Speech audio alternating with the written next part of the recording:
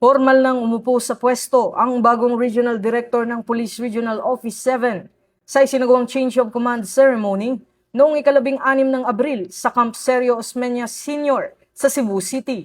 Itinalaga si Police Brigadier General Arnold Abad bilang bagong Regional Director, kapalit ni Police Brigadier General Rodrigo Maranan. Pinangunahan ng seremonya ni PNP Chief Police General Jose Melencio Nartates Jr. na dinaluhan ng mga matataas na opisyal ng PNP at iba pang stakeholders. Ayon sa PNP, bahagi ng leadership transition ang pagpapatibay ng focus agenda na nakatuon sa disiplina, integridad at accountability bilang gabay sa patuloy na modernisasyon ng organisasyon. Inaasahan namang ipagpapatuloy ng Pro-7 sa ilalim ng bagong pamunuan ang pagpapaigting ng peace and order, public safety programs at community partnerships tungo sa mas ligtas na komunidad at mas epektibong serbisyo publiko.